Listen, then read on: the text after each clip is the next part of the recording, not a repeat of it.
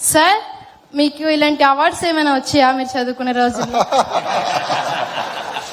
చెప్పా కదా నేను సరిగ్గా చదవలేదండి. సార్ మీరు బాగా చదివారు కాబట్టి ఈరోజు ఎడ్యుకేషన్ మినిస్టర్ అయ్యారు.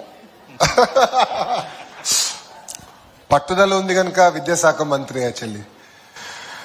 మేమందరం నవ్వుకునే వాళ్ళం. మాకు స్టాన్ఫర్డ్ లో ఆర్జీ మిల్లర్స్ అని ఉంటారు.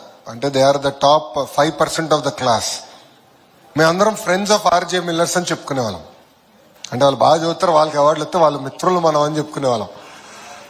అంటే నేను ఎక్కువ నమ్మిందమ్మా కేవలం చదువే కాదు, క్లాస్ తర్వాత మన కొలీగ్స్తో అంటే విద్యార్థులతో కూర్చుని వాళ్ళందరితో నేను మాట్లాడేవాడిని.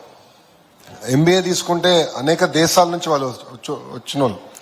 సో వాళ్ళ దేశంలో కల్చరల్ కాంటెక్స్ట్ ఏంటి, ఒక సమస్యకి రీజనల్ కాన్ఫ్లిక్ట్ ఉంటే కారణం ఏంటి, అది ఎక్కువ మేము డిస్కస్ చేశాను.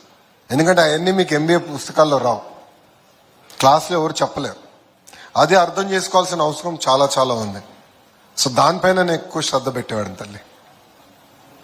Thank you. Thank you sir. Thank you. Download ShareChat.